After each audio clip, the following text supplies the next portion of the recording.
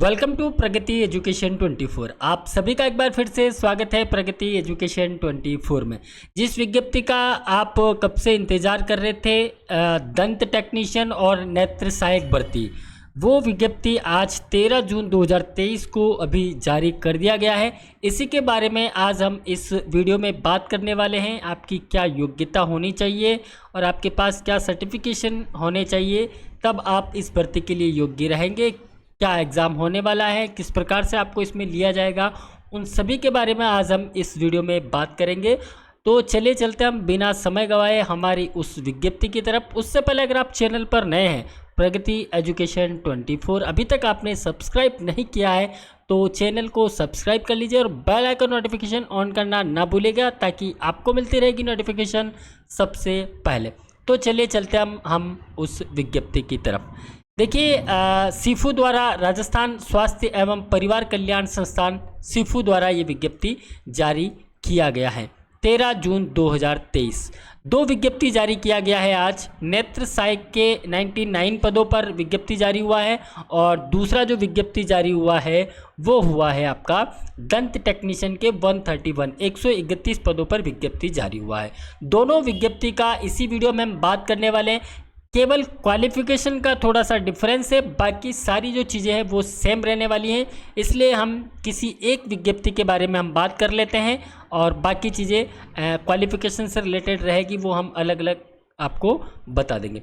तो सबसे पहले हम बात करते हैं नेत्र सहायक के बारे में। देखिए, नेत्र सहायक भर्ती 2023 की ये विज्ञप्ति है और चिकित्सा एवं स्वास्थ्य विभाग राजस्थान के लिए राज्य स्वास्थ्य एवं परिवार कल्याण संस्थान सीफू द्वारा नेत्र सहायक के 99 पद यानी कि 80 पदों एवं 19 जो बैकलॉग पद है उनके लिए ये वैकेंसी निकाली गई है।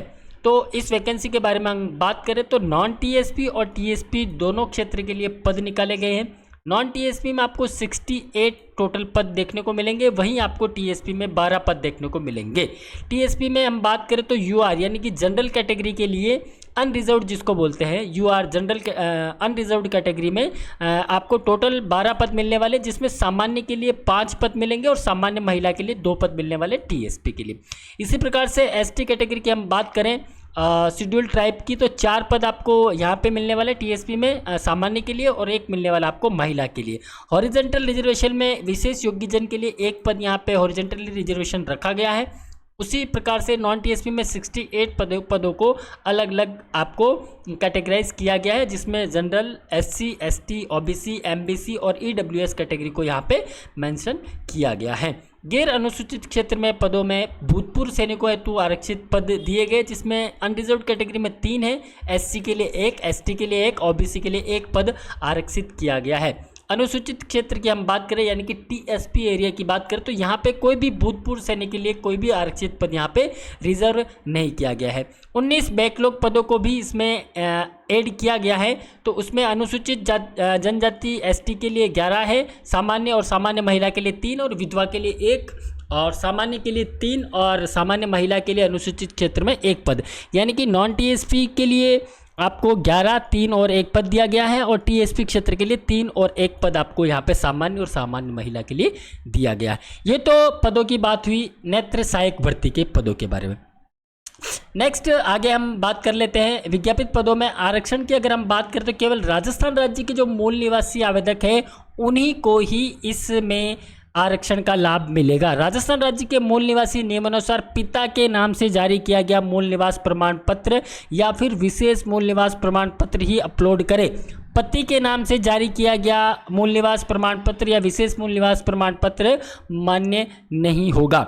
यहाँ पे नोट दिया हुआ है कि राज्य सरकार के जो कार्मिक विभाग का जो अधिसूचना है 21/10/2019, इसके अनुसार यदि अनुसूचित क्षेत्र के आवेदक से विवाह के माध्यम से संबंधित है और वह अपने विवाह के बाद से अनुसूचित क्षेत्र का सद्भावी निवासी रहा है तो उसे अनुसूचित क्षेत्र का माना जाएगा, अन्यथा नहीं माना जाएगा। ये आप थोड़ा सा ध्यान रखें। और कोई विधवा महिला अगर आवेदन कर रहे हैं तो महिला आवेदक होने की स्थिति में सक्षम प्राधिकारी द्वारा जारी पति का मृत्यु प्रमाण पत्र आपको इसमें संलग्न करना रहेगा।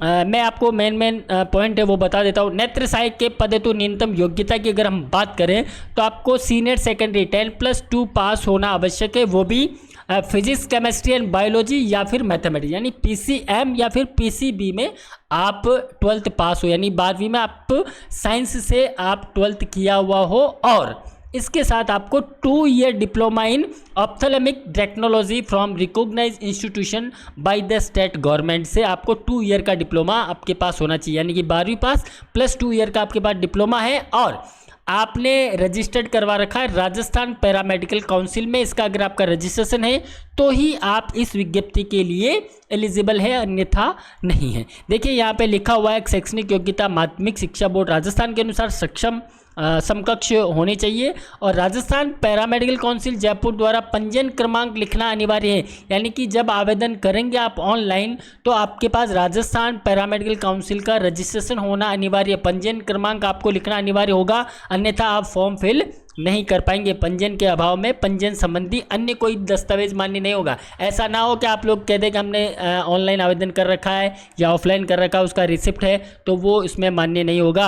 अभ्यर्थी का ऑनलाइन आवेदन की अंतिम तिथि तक 12 जुलाई जो इसका अंतिम तिथि है तब तक आपका राजस्थान पैरामेडिकल काउंसिल में पंजीकरण होना अनिवार्य है, अन्यथा आपके इसके लिए आप एलिजिबल नहीं है।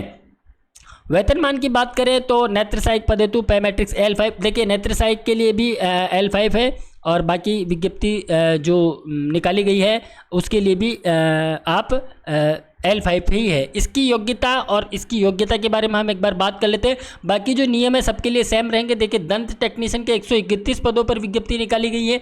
इसमें भी देखिए टीएसपी के 106 नॉन टीएसपी के 106 पदों पर विज्ञप्ति हैं, और टीएसपी के 10 पदों पर विज्ञप्ति निकाला गया है, जिनमें अनरिजर्व्ड कैटेगरी के लिए 5 पद है टीएसपी में, और 1 पद आपको सामान्य महिला के लिए दिया गया है। बाकी एससी के लिए कोई पद नहीं है। एसटी में आपको 3 पद सामान्य में और 1 पद महिला के लिए देखने को मिलेगा। हम क्वालिफिकेशन की बात कर रहे थे, बाकी चीज़ें देखिए दोनों में सेम रहने वाली, इसलिए मैं आपको दोनों साथ में बता रहा हूँ।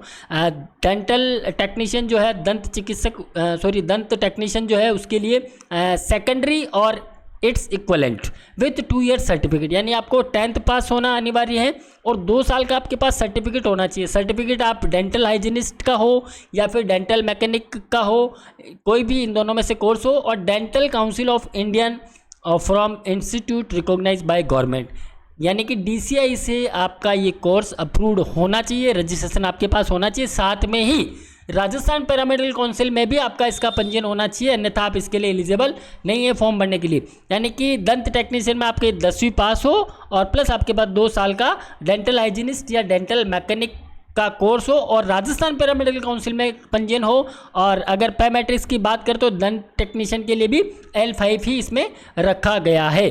तो क्वालिफिकेशन दोनों में थोड़ा सा चेंजेस हैं, और बाकी सारी चीज़ें L5 इसमें मिलने वाला है। नियुक्ति 2 वर्ष के लिए आपको दी जाएगी। 2 वर्ष का मतलब परिवीक्षा काल आपका 2 साल का होगा। इसमें आपको कोई भी अन्य भत्ते नहीं मिलते, केवल आपकी जो वेतन है वही मिलने वाला है। आयु सीमा की हम बात करें तो आयु की गणना है जो 1 जनवरी 2024 को आधार मानकर की जाएगी, और इसके लिए आपका 10th का जो मार्कशीट है, 10th का जो सर्टिफिकेट है, उसको आपको आधार मानकर आपकी आयु की गणना की जाएगी। मिनिमम की बात करें तो 18 वर्ष, और मैक्सिमम की बात करें तो 40 वर्ष से आपकी एज ज़्यादा होनी नहीं चाहिए। दोनों विज्ञप्ति की मैं बात कर रहा हूं।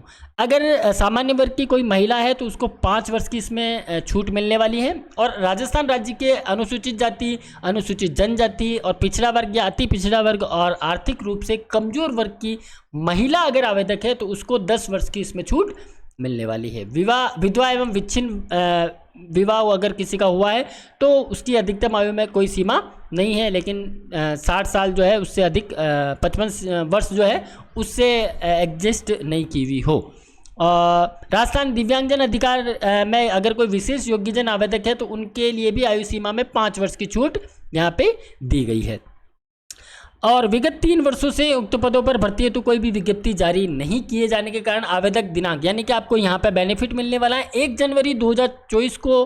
अगर आप अधिक आयु हो जाते हैं, जो आपको एज दी गई 40 वर्ष, उससे अगर आप अधिक आयु है तो उसमें नियमानुसार आपको 3 वर्ष की अतिरिक्त छूट मिलने वाली है, क्योंकि विगत 3 वर्षों से इन पदों पर विज्ञप्ति जारी नहीं की गई है। चयन प्रक्रिया की बात करें तो आवेदक का चयन नियमों में यथा विनिर्दिष्ट न्यूनतम योग्यता हेतु निर्धारित शैक्षणिक परीक्षा एवं व्यावसायिक परीक्षा के प्रतिशत प्राप्तांकों के औसत का 70% यानी 70% और अनुभव आधारित बोनस यानी कि इसमें एग्ज़ाम नहीं होने वाला है, एग्ज़ाम नहीं होगा इसमें, केवल आपका जो क्वालिफ़िकेशन मांगी गई है जैसे, तो उस क्वालिफ़िकेशन के अकॉर्डिंग आपका 70+30 यानी कि 30% अगर आपने कोई कहीं वर्क किया है गवर्नमेंट डिपार्टमेंट में तो उसका आपको बोनस मिलेगा, प्लस 70% आपको इसमें ऐड करके और वरीयता के आधार पर इसमें चयन किया जाएगा। ये आप ध्यान रखिएगा, इसमें एग्ज़ाम नहीं होने वाला है। लगभग 1.5 गुना लोगों को विज्ञापित पदों के अनुसार अब बुलाया जाएगा, जिसमें दस्तावेजों का सत्यापन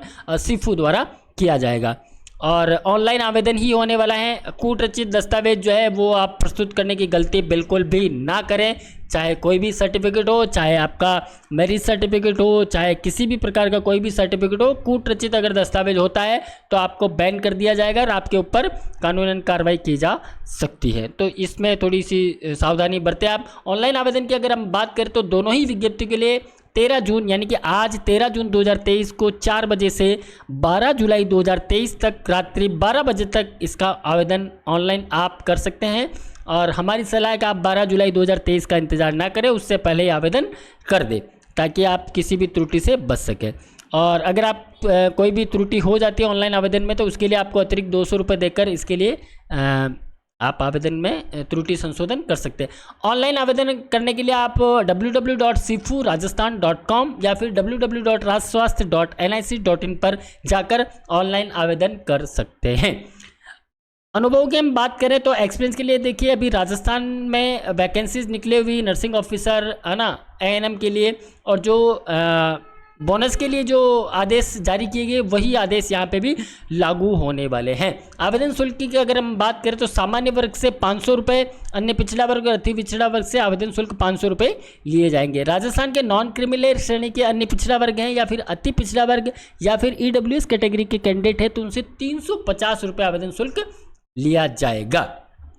समस्त विधवा, विच्छिन्न महिला, विशेष योग्यजन तथा राजस्थान की अनुसूचित जाति, अनुसूचित जनजाति वर्ग के आवेदक है तो उनसे 250 रुपये आवेदन शुल्क उससे लिया जाएगा, लेकिन उनकी जो आय है 2.5 लाख रुपए से कम हो। राजस्थान के TSP क्षेत्र के अनुसूचित जाति, जनजाति एवं 12 जिले की समस्त तहसील के शहरी आदिम जाति के जो आवेदक है उनसे 250 रुपये आवेदन शुल्क लिया जाएगा। राजस्थान राज्य के अन्य स्टेट के भी आवेदक इसमें आवेदन कर सकते हैं, लेकिन उनको सामान्य श्रेणी का माना जाएगा। पैरामेडिकल काउंसिल में या DCI में उनका रजिस्ट्रेशन होना आवश्यक है, अन्यथा वो आवेदन के पात्र नहीं होंगे। ये PDF फाइल है, आपको हमारा टेलीग्राम चैनल है प्रगति एजुकेशन 24, वहाँ पे आपको मिल जाएगा। अनुभव के आधार पर बोनस अंक है, ये आपने भली बात थी जो अभी चिकित्सा विभाग की विज्ञप्तियाँ चल रही है उसमें आपने सारी चीज़ें पढ़ ली होगी, उसी के अनुसार आपको इसमें बोनस मिलने वाला है। ऑनलाइन आवेदन आप इंग्लिश लैंग्वेज में ही भरें, अन्यथा आपका फॉर्म कैंसिल हो सकता है या समझ में नहीं आया तो कोई चीज़ें प्रॉब्लम हो सकती है, इसलिए आपका जो आवेदन है वो इंग्लिश लैंग्वेज में ही फिल करें।